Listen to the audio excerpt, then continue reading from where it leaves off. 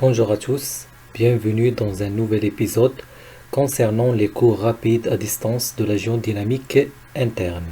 Aujourd'hui, on est arrivé au chapitre 2. On commence notre cours par une introduction. Dans les limites des plaques, et plus précisément au niveau des zones de subduction et de collision, et après dizaines de millions d'années, on observe des affleurements des roches qui ont une structure et une composition minéralogique qui résultent d'une transformation de la roche préexistante à l'état solide, sous l'effet de l'augmentation de deux paramètres, la pression et la température. Ces roches sont appelées roches métamorphiques. Donc, pour expliquer cette phrase, les roches de la croûte océanique lors de la subduction ou lors de la collision, ils ont subi une grande pression et une température. Cela, ils peuvent donner un changement au niveau des structures minéralogiques et se transforment à l'état solide d'une roche à une autre roche. Donc les questions qu'on peut citer au cours de ce cours-là, quelles sont les caractéristiques des roches métamorphiques dans les zones de subduction et de collision, et quels sont les facteurs et les types de métamorphisme. On passe aux activités suivantes. Grand 1, les caractéristiques des roches métamorphiques dans les zones de subduction et de collision. On commence notre partie par la subduction qui possède une série métamorphique composée des roches suivantes. Donc on a les roches, les schistes bleus et éclogites, on a la structure et les minéraux qui composent cette roche-là et cette roche ici. Donc pour expliquer ce tableau-là, on a les roches schistes bleus et éclogites qui proviennent de même origine, de même roche-mère.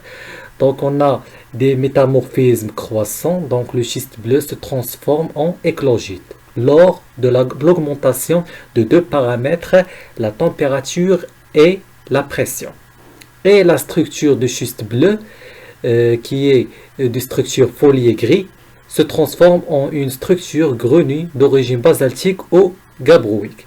C'est-à-dire, le schiste bleu et éclogite provient d'une roche qui se situait au niveau de la croûte océanique lors de la subduction. Et les minéraux du schiste bleu, composés de glucophane bleu et d'imica, et la transformation par l'augmentation de la pression et la température, ils nous donnaient d'autres minéraux comme jadéite et grena. Donc pour expliquer le métamorphisme, le gabbro, c'est la roche mère. Lors de l'augmentation des forces tectoniques au niveau des zones de subduction, le gabbro se transforme en schiste bleu. Et lors de l'augmentation de la pression et de la température, ce schiste bleu se transforme en éclogite. Mais l'explication qu'on a donnée de la nature de la roche mère, ils sont expliqués ici sur ce tableau-là. Les trois roches ont la même composition chimique. Voilà le pourcentage qui diffère d'une roche à une autre, selon le cas de changement de conditions de température et de pression au niveau de profondeur.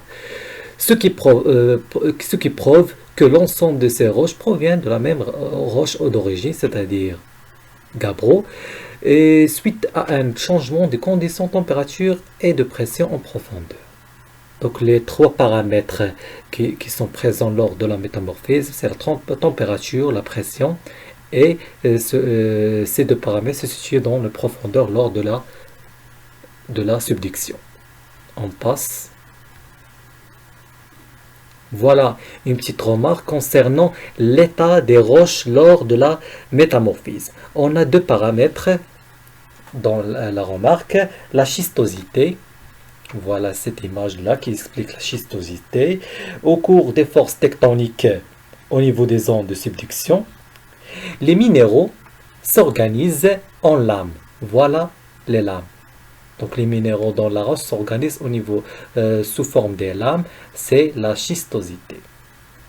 Et pour la foliation, La même roche, ici, la même roche qui a subi des forces tectoniques, c'est la schistosité, et par l'augmentation de la température et la pression, on observe une succession des lits en minéraux. Succession des lits. Donc les lames sont transformées en lits des minéraux à contenir des minéralogiques différents. Donc on observe des feuilles successives de couleurs différentes. Cela explique la foliation. Donc lors de la métamorphisme et lors de la subduction, les roches subissent une grande force tectonique avec une augmentation de la pression et température. Cela, on passe premièrement par la schistosité et par la suite une foliation à l'état solide des roches. On passe au métamorphisme au niveau des ondes de collision. La collision est caractérisée par une série métamorphique suivante. Donc, remarque, on passe par une remarque rapide.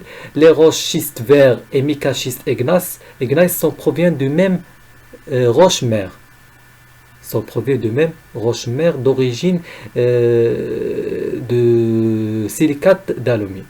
Donc, on a les roches, la structure et les minéraux. Donc, on passe du schiste vert vers mica-schiste et vers gneiss lors de la métamorphisme croissant. Donc, pour le schiste vert se transformer, ils doivent être à une température et une pression qui est élevée un petit peu. Donc le schiste vert a une structure schisteuse dont le sens de minéraux indique le sens des forces mécaniques. Voilà, on a des sens qui expliquent la métamorphisme. On ajoute le stylo. Donc voilà le passage des minéraux. Donc lors de la force tectonique, on a un sens de la métamorphisme. Et les minéraux qui sont représentés dans le schiste vert, on a le séricite et chlorite. On passe à la mica-schiste. Le schiste vert, lors de l'augmentation de la pression et la température, il se transforme en mica-schiste avec une structure qui est différente. Il est formé par une schistose foliée. Les lits de minéraux sont simples et clivés, séparables. Donc, il a subi une schistosité. Les lits les minéraux en présence de biotites, muscovites, c'est-à-dire des micas clairs, et des lits de quartz. Ce sont des minéraux responsables de l'augmentation de la pression et température.